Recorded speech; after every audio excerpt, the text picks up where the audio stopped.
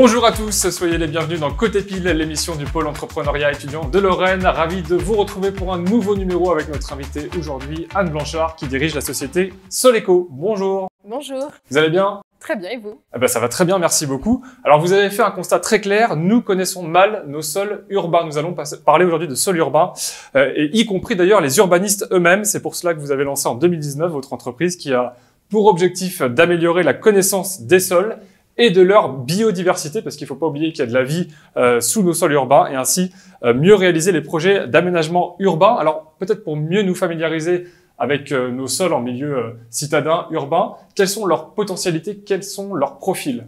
Eh bien, c'est vrai que souvent on oublie que les sols en milieu urbain sont finalement des sols et qu'ils peuvent fonctionner comme les sols agricoles ou forestiers, et donc ils permettent effectivement de fournir ce qu'on appelle des services écosystémiques qui peuvent être des réponses aux enjeux de transition écologique. Et donc les sols urbains sont effectivement capables de stocker du carbone, d'infiltrer de l'eau, d'être un habitat pour la biodiversité et effectivement aussi de pouvoir supporter des constructions, des infrastructures et des moyens de se déplacer. Donc l'idée, ce que vous rappelez assez fréquemment finalement, c'est qu'il n'est pas forcément nécessaire de ramener de la terre végétale en ville, c'est ça qu'on oublie peut-être un peu trop souvent?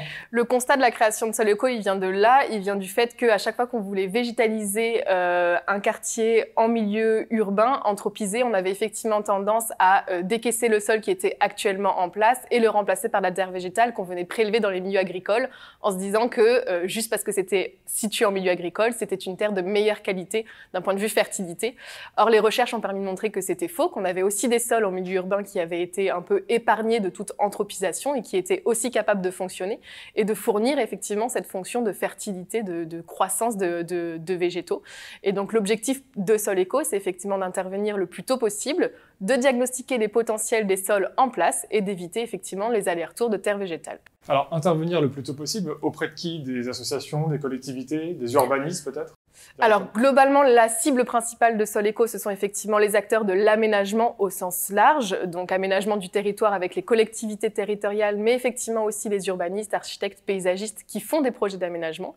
Et puis au sens large, parce qu'on peut effectivement travailler auprès d'associations, mais aussi de particuliers qui ont des projets de création de jardins partagés, potagers, familiaux, qui nécessiteraient effectivement une fonction fertilité des sols. Alors, si on revient un petit peu sur votre parcours qui vous a permis finalement de créer cette société, vous avez soutenu votre thèse au sein du laboratoire Sol et Environnement, LSE de l'Université de Lorraine. Qu'est-ce que finalement ce travail dans cette structure-là vous a permis de concrétiser et avec à la fin évidemment la création de cette entreprise? Alors déjà, la thèse, j'ai menée parce que j'avais effectivement travaillé dans un bureau d'études en architecture paysagisme en amont. Et donc, j'avais déjà fait ce constat qu'on connaissait mal les sols des milieux urbains. Et donc, j'ai mené cette thèse effectivement pour monter en compétence sur l'aspect sciences du sol, agronomie, pédologie. Et c'est au cours de cette thèse que j'ai réussi à montrer qu'effectivement, en milieu urbain, on avait aussi des sols qui étaient fonctionnels et qu'effectivement, on avait plutôt tendance à voir dans le monde de l'aménagement du territoire le sol comme une surface foncière et pas du tout comme un écosystème en 3 dimensions. Et donc cette thèse a permis de poser les jalons, les fondations qui ont permis ensuite effectivement de créer Soleco, puisque au cours de cette thèse, j'ai pu commencer à travailler avec ce qui sont devenus les premiers clients de Soleco ensuite. Donc on peut dire que la recherche a été fondamentale quant à l'aboutissement de votre projet. C'est ça, c'était une recherche très appliquée, très opérationnelle, et donc ensuite la création de Soleco est allée très vite finalement après. Alors, l'émission s'appelle Côté Pile. On va faire référence, bien sûr, au pôle entrepreneuriat étudiant de Lorraine, puisque vous êtes étudiant entrepreneur en 2018, je remonte quelques années en arrière. Qu'est-ce que le pôle, finalement, vous a apporté dans votre démarche? Alors moi, j'avais la volonté de créer une structure. Je savais sur quoi je voulais la baser et quels devaient être les objectifs de cette structure. Par contre, je n'avais aucune connaissance de comment on crée une société aujourd'hui, de quel expert il faut savoir s'entourer, etc. Et même de faire un prévisionnel financier ou un business plan, j'en avais jamais entendu parler. Donc le PIL a vraiment apporté ce côté création d'entreprise, quelles sont les étapes à passer et la mise en réseau aussi qui facilite effectivement chaque marche à gravir pour parvenir ensuite à la création de l'entreprise. Et vous avez été incubé également avec l'incubateur Lorraine? Oui, c'était effectivement dans le cadre du dispositif Global Incubation qui réunissait le PIL et l'incubateur Lorrain.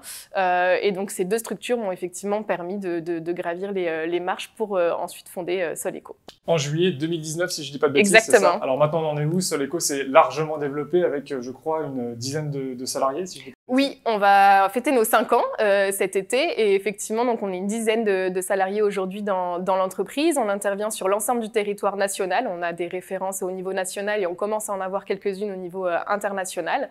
Et on est assez content parce que le marché des sols, c'était finalement un marché qui était assez peu envisagé il y a quelques années et aujourd'hui voilà, on commence à comprendre en fait l'intérêt écologique et économique aussi d'avoir une meilleure considération des sols avant les projets d'aménagement et donc il y a de plus en plus de demandes et donc on est ravis de pouvoir y répondre. Anne Blanchard, merci, on souhaite tout le meilleur à Soleco. Merci à vous. Merci, on se retrouve prochainement pour une nouvelle émission Côté Pile, à bientôt.